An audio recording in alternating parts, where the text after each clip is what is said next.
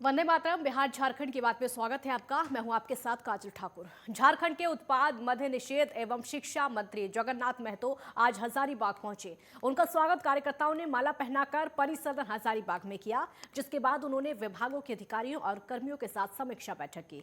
बैठक में उन्होंने विभागों के द्वारा किए जा रहे कार्यों की समीक्षा की, जिसमें काफी गड़बड़ियां पाई गई।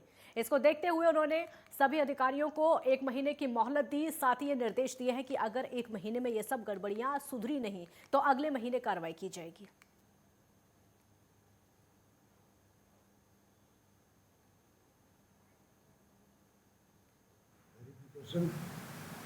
तो सर्टिफिकेट करना है, जो भी आकलन विभाग में पैसा जमा किया है, जो पैसा जमा किया है उसको नहीं लगेगा, लेकिन प्रमाण बना रहेगा कि हम पैसा दिए। कोई रिसीप्ट, कोई चेक, कोई ड्राफ्ट, कुछ दिखाना होगा, दिखा देंगे, उसको पैसा नहीं लगेगा।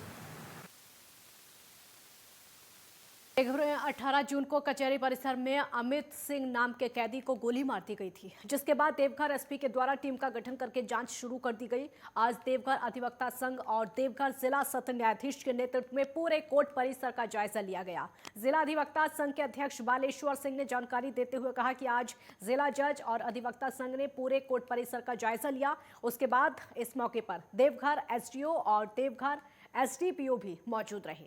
वहीं सुरक्षा व्यवस्थाओं का जायजा लेने के बाद यह फैसला किया गया है कि सभी प्रवेश द्वार पर गेट लगाए जाएंगे और कड़ी सुरक्षा व्यवस्था की जाएगी। इसके लिए इसके जो अलावा अधिवक्ता हैं, वहां पर संघ के कार्यालय में अधिवक्ता संघ के द्वारा सीसीटीवी कैमरे लगाए जाएंगे, जबकि जिला प्रशासन की ओर से परिसर और गेट पर सीसीटीवी कैमरे लगाए जाएंगे। फिलहाल सभी गेट पर जिला पुलिस के द्वारा पुलिस बलों की तैनाती कर दी गई है।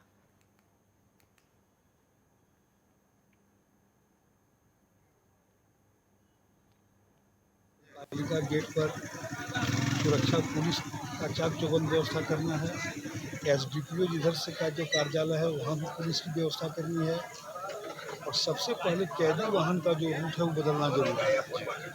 और अधिवक्ता संघ का परिसर जो है उसमें जो बाउंड्री वाल है उसमें कई जगह अनावश्यक भी छोड़ दिया गया है, उसको बंद करना जरूरी है। और अधिवक्ता के वाहन के लिए और अधिवक्ता लिपि के लिए वाहन के लिए से अपनी जगह स्पेसिफाई करनी है।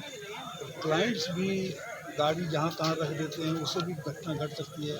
इसीलिए हम लोगों ने सजेस्ट किया है एसडीपीओ को, एसडीओ को कि उसके लिए एक जगह चिन्हित किया जाए जहाँ गाड़ी का सारी गाड़ी रहे और वहीं से अपना ये।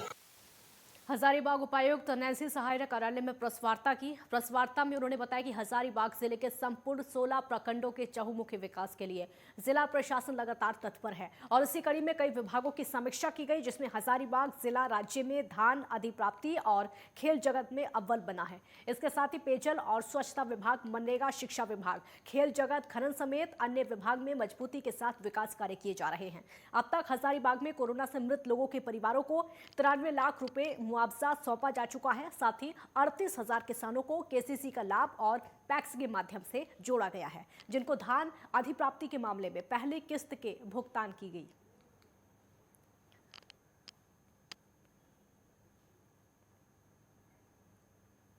मनरेगा से संबंधित जैसे कि 4.10 लाख मानव दिवस अभी तक सृजन किए गए हैं और काम चल रहा है। प्रधानमंत्री आवास योजना से संबंधित जानकारी दी है।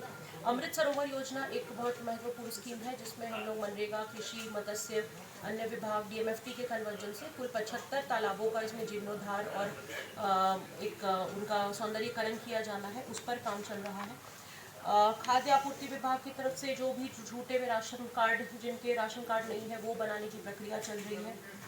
पेंशन के लिए सर्वजन पेंशन योजना चल रही है, जिसमें जो भी लाभुक हमारे 60 वर्ष से ऊपर है और या फिर अन्य किसी पेंशन के अंतर्गत जो भी लाभ जिनको मिलना है, तो उनका कैंप मोड के माध्यम से सभी पेंशनधारियों को पेंशन उपलब्ध कराने का कार्य किया जा रहा है। कल्याण विभाग, समाज कल्याण विभाग की जितनी भी योजनाएं हैं, उसके जो इस वर्ष के वित्तीय वर्ष की जो टारगेट है, उसके अनुसार हम लोग काम कर रहे हैं राज्य सरकार के निर्देश के आलोक में। माओवादी संगठन का सक्रिय सदस्य अनिल भुइया उपायुक्त कार्यालय में आज अपने हथियार के साथ में आत्मसमर्पण कर दिया है। उपायुक्त नैन्सी सहाय, पुलिस अधीक्षक मनोज रतन चौथे, 22 बटालियन कमांडेंट एसडीओ वहां पर मौजूद रहे। आपको बता दें कि 50,000 रुपये आर्थिक सहायता देकर मुख्य धारा में लौटने का स्वागत किया गया। उपायुक्त ने कहा है कि हजारीबाग में नक्सलियों की गतिविधि कम हुई है। अनिल भुइया और उनके समस्त परिवार को झारखंड सरकार की योजना के अनुसार आत्मसमर्पण के लिए सभी तरह की सुविधाएं दी जाएंगी। पुलिस अधीक्षक ने यह भी कहा है कि अनिल भुइया 2009 से नक्सली गतिविधि में शामिल था। हजारीबाग, बोकारो समेत अन्य जिलों के कई थानों में 16 मुकदमे दर्ज हैं, जिसमें कि दर्जनों हत्याकांड और मुठभेड़ के मामले दर्ज हैं। अनिल भुइया बड़का गांव का रहने वाला है।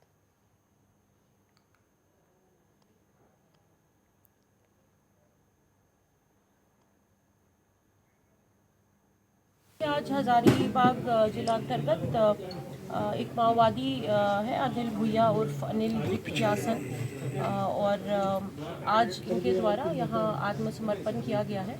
और हमारे सरकार की जो पुनर्वासन नीति है उसके अंतर्गत हम लोग आज उनका मेन स्ट्रीम में हम लोग स्वागत करते हैं। और जो भी उनके द्वारा जो भी चीज़ें समर्पित की गई हैं और जो उनका जो उनको पैकेज मिलना है वो सारी चीज़ें हम लोग सुनिश्चित करेंगे। भुइया उर्फ अनिल रिक्यासन द्वारा आत्मसमर्पण किया है। झारखंड सरकार की जो प्रभावशाली आत्मसमर्पण नीति है उसी से प्रभावित होकर के आज इनके द्वारा आत्मसमर्पण किया गया है।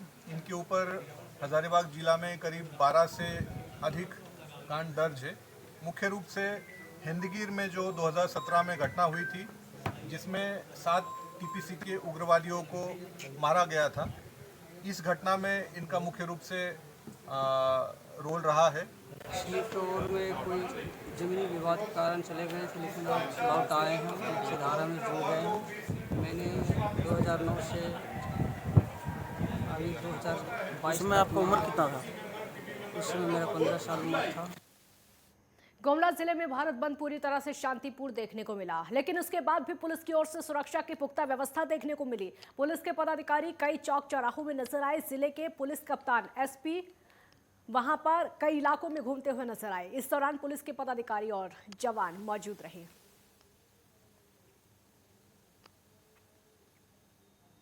गुमला जिला के घाघरा प्रखंड मुख्यालय के पाकर टोली स्थित शांति दुर्गा मंदिर स्थापना दिवस सोमवार को मनाया गया। इस दौरान कलश यात्रा निकाली गई, जो कि मंदिर प्रांगण से शुरू हुई और जग बगीचा स्थित नदी में जल भरकर ब्लॉक चौक थाना होते हुए फिर से मंदिर परिसर पहुंची, जहां पर आचार्य संजय मिश्रा ने वैदिक मंत्रोच्चारण के साथ में पूजा अर्चना कराई। इस दौरान अरविंद यादव ने बताया कि शांति दुर्गा मंदिर का ये पहला स्थापना वर्ष है। आज के दिन मंदिर का 1 वर्ष पहला हुआ है, जिसके उपलक्ष्य में कलश यात्रा और पूजा अर्चना की गई।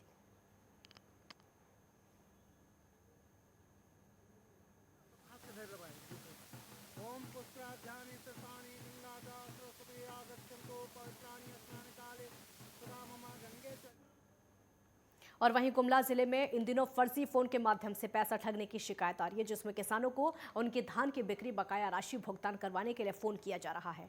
इसको लेकर जिला आपूर्ति पदाधिकारी गुलाम समदानी ने लोगों से अपील की है कि धान की राशि भुगतान के लिए कार्यालय से कभी फोन नहीं जाता है, इसलिए इस तरह फेक और फर्जी फोन साइबर क्राइम करने हैं, जिससे कि बचने की बहुत ज़्यादा ज़रूरत है।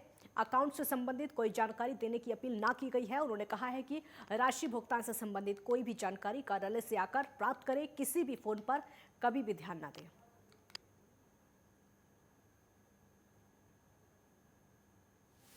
कुछ किसानों से जो साइबर क्रिमिनल्स होते हैं वो फ़ोन करके किसानों को भोला भाला किसानों को इस तरह का फ़ोन किया जा रहा है कि कार्यालय से फ़ोन आ रहा है और लोगों का बोनस का पैसा हम आपको भेजेंगे। उनके द्वारा अकाउंट नंबर OTP की मांग की जाती है। तो जितने किसान भाई हमारे गुमला जिला लोहरदगा और सिमडेगा का आग्रह है कि किसी हाल में कोई भी फर्जी जो भी इस तरह का कॉल करते हैं उस कॉल को एंटरटेन ना करें। जो भी उनको जानकारी लेना है जिला आपूर्ति कार्यालय या निगम के कार्यालय से, हमारा जिला प्रबंधन का जो निगम के कार्यालय वहाँ से जानकारी प्राप्त कर लें। किसी किसान को कोई बोनस का राशि फ़ोन के माध्यम से सूचना नहीं देना है। उनका प्रथम किस्त अथवा द्वितीय किस्त की राशि स्वतः ही उनके खाते में चली जाएगी। इसीलिए निवेदन है कि कोई भी किसान, भोला भाला किसान भाइयों से मेरा निवेदन है कि किसी तरह का उस तरह का फर्जी कॉल को एंटरटेन कृपया ना करें। धनबाद रेल मंडल से गुजरने वाली सैकड़ों ट्रेनें रद्द कर दी गई हैं और आपको बता दें कि देश भर में हो रही हिंसा के मद्देनजर छात्र संगठनों के भारत बंद को देखते हुए कई ट्रेनों का आंशिक समापन कर दिया गया है। इसका खामियाजा यात्रियों को भुगतना पड़ रहा है। वहीं सैकड़ों की संख्या में धनबाद रेलवे स्टेशन पर कई यात्री फंसे हुए हैं जो कि ट्रेनों के आंशिक समापन होने की वजह से अपनी मंजिल तक नहीं पहुंच सके। तकलीफ बहुत दूर से हम लोग रहे हैं। ये जो आग लगा है ना बस में, हम लोग सिकंदराबाद से आए हैं विजयवाड़ा से आए इधर आपको पूर्णिया, और पूर्णिया से फिर आए यहाँ आपको आसनसोल, अब आसनसोल यहाँ धनबाद है, धनबाद से हमको जाना है गया। इतना कष्ट है, बिहार में अत्याचारी हो रहा है कि आग लगाया गाड़ी में 12 होके। उन लोग को क्या है, हम लोग का परेशानी इतना परेशानी है कि हम लोग सोच रहे हैं 5-4 दिन हो गए। बताइए, हमने तो 17 साल नौकरी करके अपने बीवी बच्चों से मिलना चाहते हैं, लेकिन उसकी भी ट्रेन बंद कर रखी है इसने, तो हम कहाँ जाएं? इतने करोड़पति बाप के बेटे होते हैं ना, तो हम अपनी ड्यूटी यहीं कर लेते। फिर हम नौकरी किस लिए कर रहे थे? ना तो हमारी पेंसिल है, ना हमारा कुछ है। इस देश में जिएगा तो कैसे जिएगा इंसान? अरे ये सोच रहा है 17 साल 21 साल का वो कर दिया तो बहुत अच्छा है क्या? बहुत अच्छा है। फिर 22 और 26 साल के लड़के कहाँ जाएंगे? वो लोगों का क्या होगा जीवन में? लातेहार जिले में भारत बंदी को लेकर दुकान पूरी तरह से खुली रही, साथ ही लोगों का आवागमन जारी रहा। वहीं बसों का परिचालन भी जारी रहा। जहां रांची चतरा रोड की बसें चलती हुई नजर आईं तो वहीं लंबी दूरी की बसें राउरकेला गया और उसके अलावा छत्तीसगढ़ की चल रही थी, जिस कारण यात्रियों को दिक्कतों का सामना नहीं करना पड़ा। अग्निपथ योजना को लेकर युवा लगातार विरोध प्रदर्शन कर रहे हैं, जिसके चलते युवाओं के विरोध से सरकार को करोड़ों रुपए का नुकसान हुआ है। साथ ही भारत बंदी को लेकर पुलिस बल काफी संख्या में जगह जगह तैनात किया गया है और स्थिति से निपटने को लेकर रात से ही पेट्रोलिंग की जा रही है।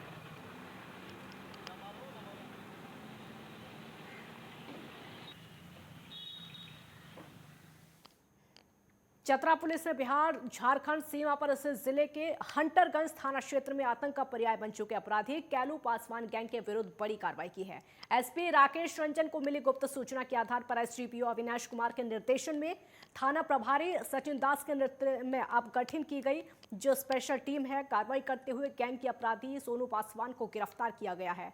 गिरफ्तारी हंटरगंज थाना क्षेत्र के नवाडी गांव से की गई है। साथ ही गिरफ्तार अपराधी के निशानदेही पर पुलिस ने चतरा सदर थाना क्षेत्र के देवरिया इलाके से लूट की बाइक जब्त की है।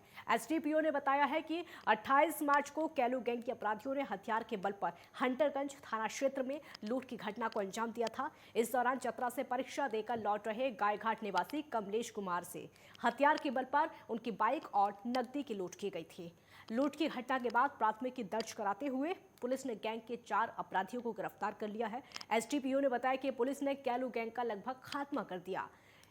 1-2 अपराधी फरार हैं, उनको भी गिरफ्तार करके जल्द सलाखों के पीछे भेज दिया जाएगा।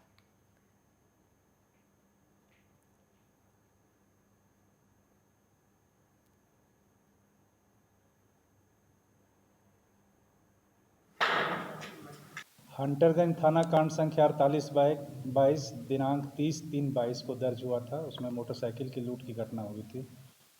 उसमें अज्ञात पर केस हुआ था।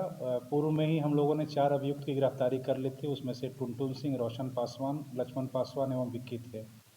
उसी कड़ी में सदर थाना क्षेत्र के देवरिया से एक अभियुक्त जिनका नाम सोनू पासवान है, वो उरैली हंटरगंज के रहने वाले हैं, उनके पास से एक मोटरसाइकिल बरामद।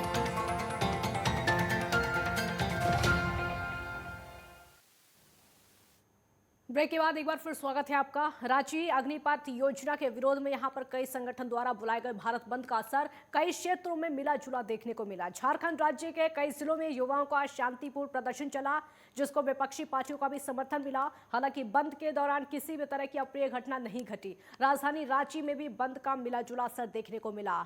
हर रोज के मुकाबले राजधानी की सड़कों पर वाहनों का आवागमन भी कम देखने को मिला।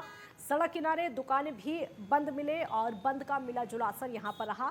हमारे नेटवर्क 10 संवाददाता सूरज कुमार ने रांची रेलवे स्टेशन पर बंद के असर का जायजा लिया।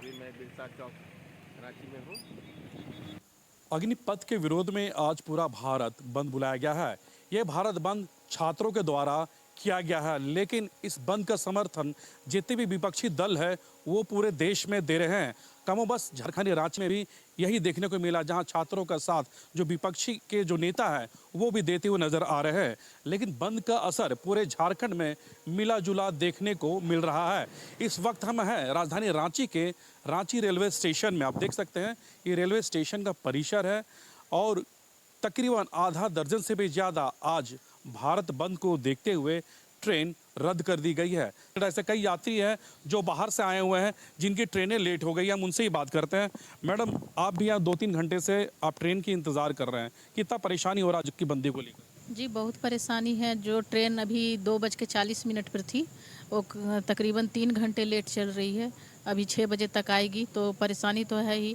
आम जनता को सिर्फ परेशानी होता है इसमें। कुछ भी हो, कोई भी बंद हो, उसमें आम जनता को ही परेशानी होता है और जो भी नुकसान होता है वो बाद में आम जनता पर ही पड़ता है। बहुत ज़्यादा परेशानी होता है, बहुत ज़्यादा। भारत बंद हो जाता है, परेशान हम लोग होते हैं।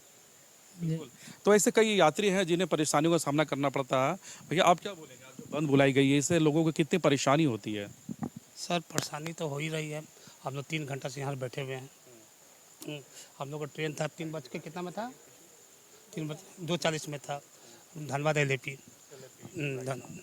हमको जाना भेलोर, हमको ट्रीटमेंट के लिए। और यहाँ पर हम लोग 3-4 घंटे से बैठे हुए सर। कुछ यात्री और हम उनसे बात करेंगे। भाई आपको कहाँ जाना था? हमें जाना था विजयवाड़ा, लेकिन ट्रेन बहुत लेट हो गया आज। अभी 3 घंटे से इधर वेट कर रहा है। अभी आगे हमसे फिर हुबली जाना है। अभी आगे वाला भी ट्रेन मिलेगा नहीं मिलेगा पता नहीं। वो भी इससे पहले भी स्टेटमेंट दिए कि एलिमेंट जो अनवांटेड एलिमेंट्स हैं of our society, they don't want that a normal condition should be here. तो वही है कि बस इन लोगों को कुछ चाहिए कि हाँ कुछ मिल गया तो बस उतर गए। अब हम लोग वीडियो में ऐसा भी देख रहे हैं कि अब जिनका जो दिव्यांग है, जो चल नहीं पा रहे हैं, लाठी लेके घूम रहे हैं। अब उनको भी जाना है क्या मिलिट्री में? ऐसा तो नहीं है कि वो भी जाएंगे, बट वो भी लाठी लेके घूम रहे हैं। तो ये बस यही है कि बस कुछ चाहिए कि हाँ सड़क पे निकलना है, ये करना है, दंगा करना है। तो फिर क्या कर सकते हैं, परेशान भी हम ही लोग हो रहे हैं। बिल्कुल। ये कहते हैं ना कि करे कोई भरे कोई, ऐसी स्थिति यहाँ पे देखी जा रही है। हालांकि जिस तरह से भारत बंद बुलाया गया है, ऐसी स्थिति में अगर हम ट्रेनों की बात करें तो ट्रेनों में CRPF के जो जवान तैनात रहते थे हर बोगी में, लेकिन इस बार अतिरिक्त जवानों की तैनातगी की गई है सभी बोगियों में, ताकि ट्रेन इस भीड़ का शिकार ना बन सके। अगर पूरे राजधानी की बात करें तो पूरे राजधानी रांची में 2600 जवानों की तैनातगी की गई, जो विभिन्न बटालियन के हैं। ड्रोन कैंप पूरे प्रदेश में यानी पूरे झारखंड में इसका असर मिला जुला देखने को मिल रहा है। सूरज, नेटवर्क 10, रांची। बिहार में अग्निपथ स्कीम को लेकर युवाओं का उग्र प्रदर्शन हो रहा है। साथ ही कई संगठनों ने आज भारत बंद का आह्वान किया है। इसको लेकर कटिहार जिला प्रशासन हाई अलर्ट पर है। बताया जा रहा है कि कटिहार के जिलाधिकारी, वहां के जितने भी हैं, और आरक्षी अधीक्षक, उसके साथ साथ प्रशासनिक पदाधिकारी जगह जगह घूम रहे हैं, व्यवस्थाओं का जायजा ले रहे हैं। वहीं शहर में जिला पुलिस बल और ITBP के जवानों ने फ्लैग मार्च किया और बताया कि किसी भी तरह से विधि व्यवस्था का उल्लंघन करने वालों पर कड़ी कार्रवाई की जाएगी। साथ ही साथ लोगों से शांति बनाए रखने की भी अपील की गई है।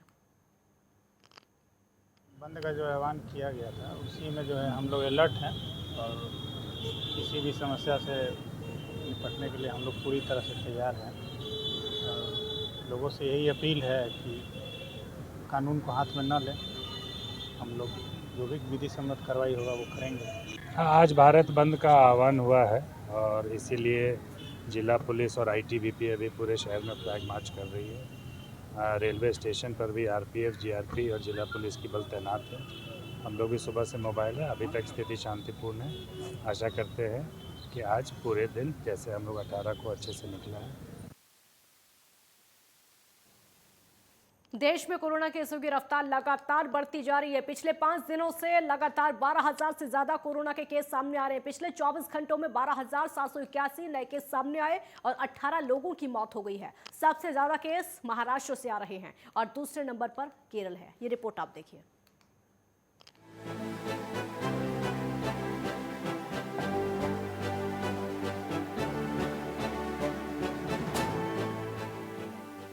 देश में कोरोना केस में लगातार इजाफा हो रहा है। रविवार को 12,781 नए संक्रमित मिले हैं। 18 मरीजों की मौत हो गई है। अभी 76,700 का इलाज चल रहा है।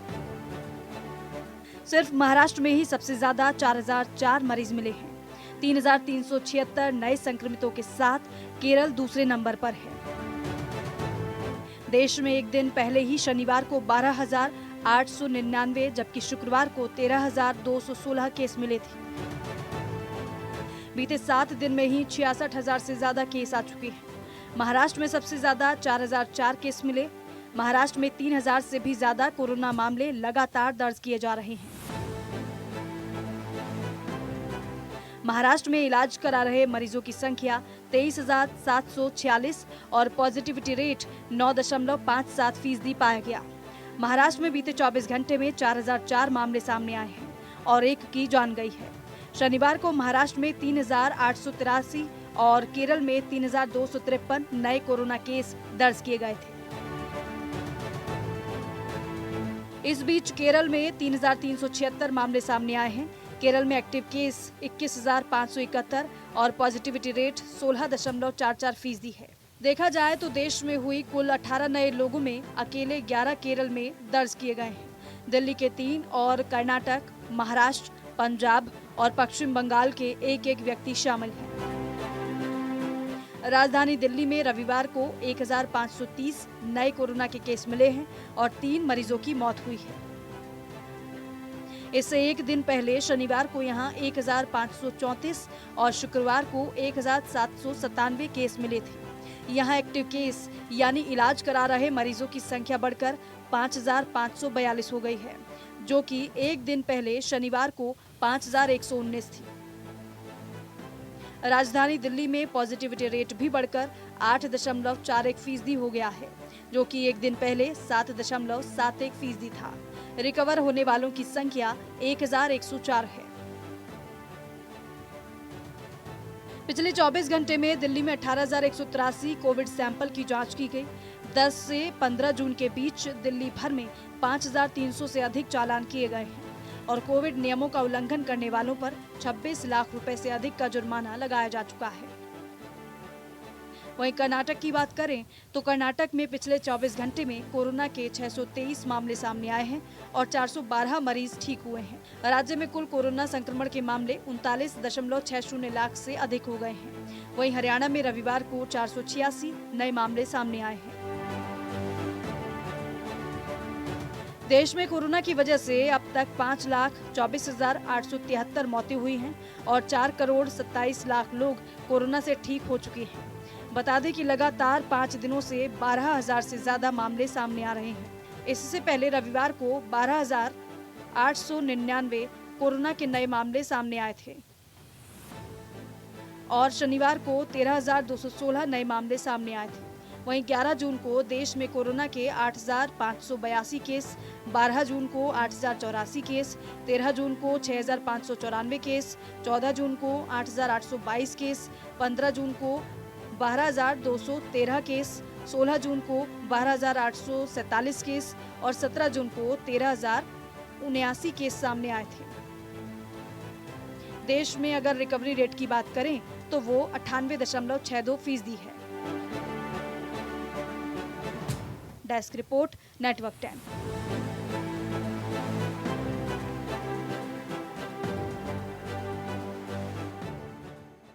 बिहार झारखंड की बात में फिलहाल इतना ही। आप देखते रहिए नेटवर्क 10।